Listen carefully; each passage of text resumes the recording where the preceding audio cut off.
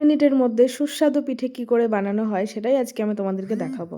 দেখো, মা এখানে চালের গুঁড়ো, হালকা দুধ আর হালকা লবণ দিয়ে ঝুরঝুরে করে মাখিয়ে নিয়েছিল। আর প্লাস্টিকের যে চা খাওয়ার ছোটো ছোটো কাপ হয়, তার মধ্যে চালের গুঁড়ো হালকা দিয়ে আর খেজুরের গুড় আর নারকেল দিয়ে একটা পুর বানিয়ে রেখেছিল। মানে কড়াইয়ে বেশ ভাজা ভাজা করে একটা শুকনো করে পুর বানিয়ে রেখেছিল। সেটা দিয়ে একটা হাঁড়ির মধ্যে হালকা জল দিয়ে এই ন্যাকড়া দিয়ে ওপরে বেঁধে দিয়ে ভাপে ভাপে এত দারুণ পিঠে বানিয়েছিল। ভাপা পিঠে যেটাকে বলা হয়। এই পিঠে অনেক রকমভাবে বানানো যায়, কিন্তু মা এটা শর্টকাট উপায় বের করেছে, আর এইভাবে এত টেস্টি হয়েছে খেতে।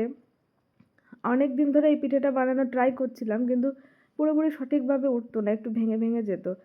কিন্তু মা যে এই পদ্ধতিটা বের করেছে, এতে একেবারে পারফেক্ট পিঠে হয়ে গেছে, আর পুরোপুরি 1 মিনিটের মধ্যে। মানে কিছু খেতে ইচ্ছে করছে সকালবেলা, 1 মিনিটের মধ্যে এই পিঠে বানিয়ে খেয়ে নাও। সন্ধ্যাবেলা কিছু খেতে ইচ্ছে করছে, 1 মিনিটের মধ্যে এই পিঠে বানিয়ে খেয়ে নাও। খুবই ইজি আর একেবারে সুপার টেস্টি রেসিপি। আর দেখো কি সুন্দর স্পঞ্জি হয়েছে, ফুলে গেছে একেবারে।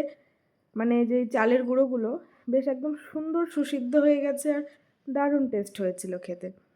পুরো কেকের মতো লাগছিল। প্রত্যেকটা পিঠে এত ইজিলি উঠে যাচ্ছিল, আর খুবই সুন্দর হয়েছে। তোমরা অবশ্যই ট্রাই করো বাড়িতে একবার।